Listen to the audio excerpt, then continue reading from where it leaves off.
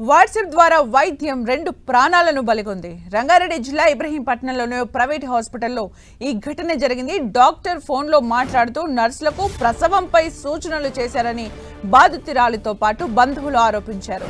Doctor నిర్లక్ష్యం వల్లే కవల పిల్లలు మృతి చెందారని ఆరోపించారు. నిన్న కడుపు నొప్పితో గర్భిణి హాస్పిటల్కి వచ్చింది. అయితే నర్సులు పరీక్షలు చేయడంతో ఆమెకు హెవీ బ్లీడింగ్ అయింది. కవల పిల్లలు మృతి చెందారు. డాక్టర్ల నిర్లక్ష్యం వల్లే కవలలు మృతి చెందారని ఆరోపిస్తూ బాధితురాలి బంధువులు ఆందోళనకు దిగారు.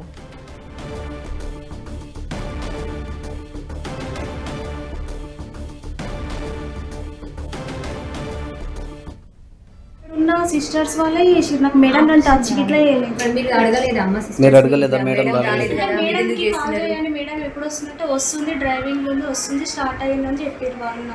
నాకు ఎక్కువ భయమే. నేను అడిగిన మేడం వస్తుందా. ఏ సిస్టర్స్ పేరు ఏమైనా గుర్తుందా? వాళ్ళ పేర్లు వాళ్ళ అసలు సిస్టర్స్ అయినా ఏఎన్ఎం వాళ్ళు ఇక్కడ గ్లూకోజ్ పెట్టే వాళ్ళు సిస్టర్స్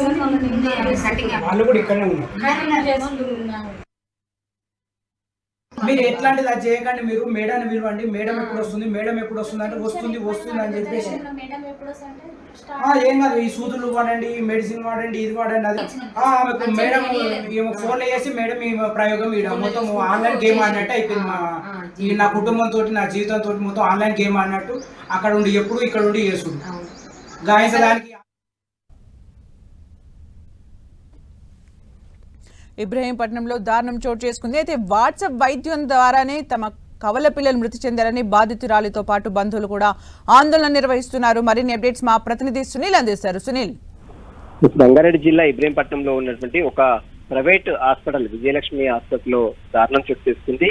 వాట్సాప్ ద్వారా తను వైద్యం అందించిన నేపథ్యంలో గర్భిణీగా ఉన్నటువంటి 5 నెలల కవపిల్లల శిశువులు మృతి చెందినట్లు కూడా బంధువులు ఆరోపిస్తున్నారు. అయితే మృతి చెందిన తర్వాత కూడా ఆసుపత్రి బిల్లులు చెల్లించాలని తీవ్రంగా ఒత్తిడికి గురి చేస్తున్నారంటూ కూడా బాధితులు ఆరోపిస్తున్నారు. దీంతో బాధిత కుటుంబ సభ్యులు కూడా ఆసుపత్రి ముందు ఆందోళన కూడా చేపట్టారు. అయితే వాట్సాప్ ద్వారా ఈ యొక్క ట్రీట్మెంట్ తీసుకోవడం వల్లే తను ఈ దారుణానికి దారుణం జరిగిందంటూ కూడా అక్కడ ఉన్నటువంటి బాధిత కుటుంబ సభ్యులు ఆరోపిస్తున్నారు. మొత్తం దీనిపై కేసు నమోదు చేసుకుని ఆసుపత్రి యజమానిపై చర్యలు తీసుకోవాలంటూ కూడా వారు డిమాండ్ చేస్తున్నారు.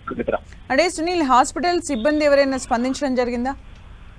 ప్రస్తుతం ఇప్పటివరకైతే హాస్పిటల్ సిబ్బంది అయితే ఎవరు కూడా స్పందించలేదు. దీనికి సంబంధించిన దాంట్లో బాధిత కుటుంబ సభ్యులు మాత్రం శిశువుల మరణానికి కారణమైనటువంటి హాస్పిటల్ పై కఠిన చర్యలు తీసుకోవాలి. మరోవైపు దీనికి సంబంధించిన దాంట్లో పూర్తిగా పోలీసులు కూడా కేసు నమోదు చేయాలంటూ కూడా బాధిత కుటుంబ సభ్యులు డిమాండ్ చేస్తున్నారు.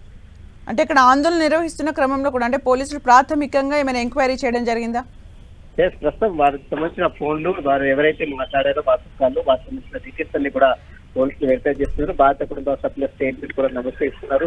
ప్రస్తుతం చనిపోయిన శిశువులకు సంబంధించిన వివరాలు కూడా పోలీసులు సేకరిస్తారు. బాధ్యులపై మాత్రం కఠిన చర్యలు తీసుకోవడం మాత్రం మరోవైపు పోలీసులు చెప్తున్నారు.